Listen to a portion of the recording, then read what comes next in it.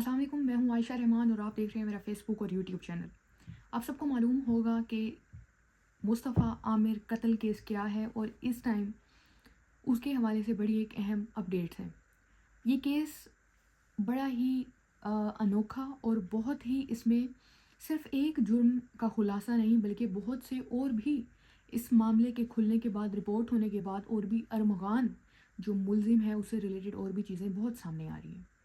बात करती चलूँ कि वो चीज़ें कौन सी हैं, तो सबसे ज़्यादा ये कि वो चीज़ें इस तरह से कि ये शख्स अरमगान, ये जो मुलजिम है, ये स्मगलिंग में इन्वॉल्व होता है, भत्ताखोरी में इन्वॉल्व होता है और भी दीगर जराइम में ये मुलव्वस पाया गया। इसकी जाली आईडी कार्ड्स भी मंजरेआम पे आए हैं जो इसके फेक शनाख्ती कार्ड के तौर पे ये इस्तेमाल कर रहा था। अब आज मुस्तफ़ा आमिर की कब्र कुशाई की गई और उस कब्र कुशाई के बाद ये केस इस वजह से भी मज़ीद हैरानकुन हो चुका है। वो इसलिए कि अमूमी तौर पे जब कब्र कुशाई की जाती है तो जो डेड बॉडी होती है उसको दोबारा दफन कर दिया जाता है, जो अहम सैंपल्स लेने होते हैं, नमूने लेने होते हैं उसके बाद।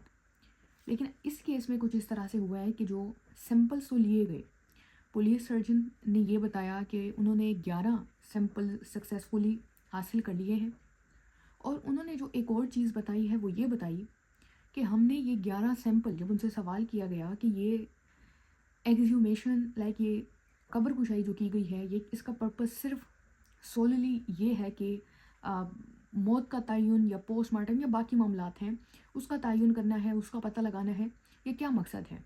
तो उन्होंने इस चीज़ को क्लियर कर दिया कि ये जो हमने एक्सह्यूमेशन कब्र कुशाई की है, इसका सिर्फ़ और सिर्फ हमारा मकसद ये है कि हमने पता लगाना है कि क्या ये डेड बॉडी मुस्तफ़ा आमिर की ही है जिसको दफन किया गया।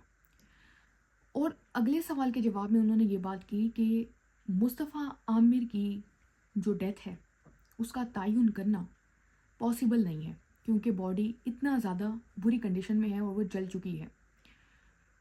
ये सफाक लोगों ने जिस तरह से इस शख्स ने उस मासूम लड़के को कत्ल किया है वो बहुत ही खौफनाक है कि जला दिया।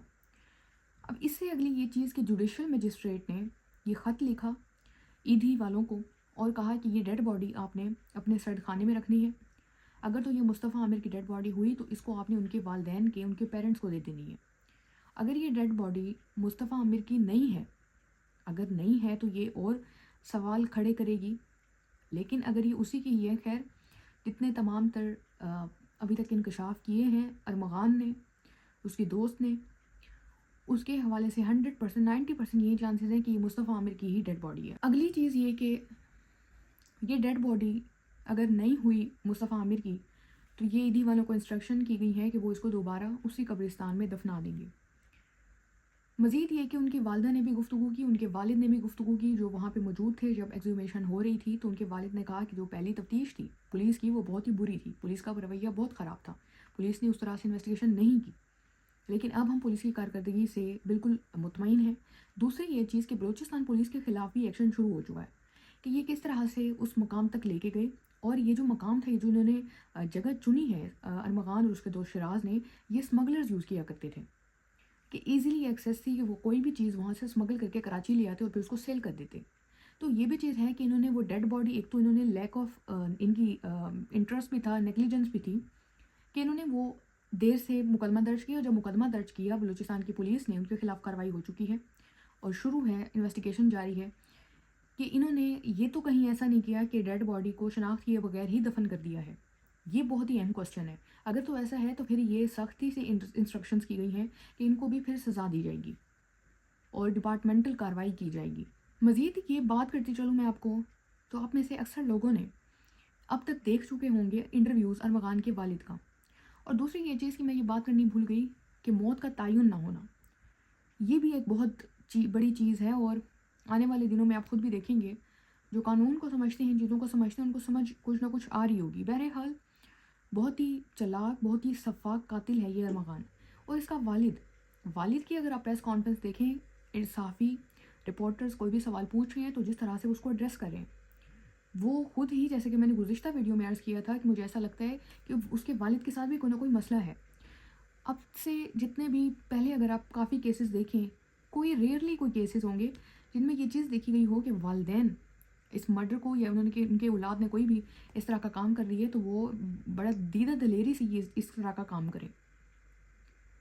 بڑے کوئی والد اس کا مشکوک بھی بندہ ہے اور وہ خود جس طرح سے کر رہا ہے کہ اس کو وہ یہ جسٹیفائی کرنے کی شاید کوشش کر رہا ہے کہ جو بھی میرے بیٹے نے کیا وہ ٹھیک کیا.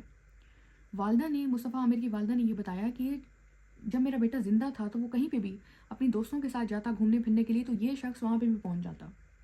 تو یہ بہت سی ایسی چیزیں ہیں, بڑی افسوسناک یہ ڈیٹیلز ہیں. اور پولیس سرجن نے یہ بھی کنفرم کر دیا ہے کہ with in 3 to 4 days 3 to 7 days جو رپورٹ ہے وہ آ جائے گی. تو جو اہم چیز ہے وہ یہ ہے کہ یہ جو معاملہ ہے مصطفیٰ عامر کی والدہ بھی کہتی ہے اس میں ایک لڑکی بھی ملوث ہے اور کافی حد تک اس نے انسٹیگیٹ کیا ارمغان کو یہ مرڈر کرنے کے لیے. تو جیسے جیسے تفتیش آگے بڑھی ہے بہت ہی حیران کن یہ تفصیلات ہیں اور افسوسناک معاملہ ہے یہ. تو کوئی 2 سے 2.5 گھنٹے ان کو لگے تھے وہاں پہ جانے کے لیے, اور وہ جو ڈراٹ سے اس نے وہ مارا تھا, ارمغان کے بھی ویڈیو بیانات ریکارڈ کیے جا چکے ہیں, اور وہ جو اس کا دوست شیراز ہے اس کے بھی, کہ انہوں نے جو ارمغان تھا اس نے 2 سے 2.5 گھنٹے تشدد کیا, اور یہ کوئی 2 سے 2.5 گھنٹے آگے پھر انہوں نے 158 کلومیٹر سفر کیا. دین ڈگی کھول کے دیکھا تو مصطفیٰ زندہ تھا, اور پھر اس کو کہا کہ ہم اس گاڑی کو آگ لگانے والے ہیں, اگر تم بھاگ سکتے ہو تو بھاگ جاؤ.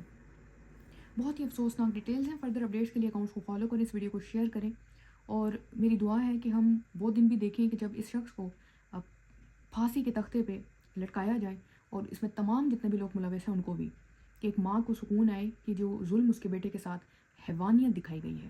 اللہ حافظ.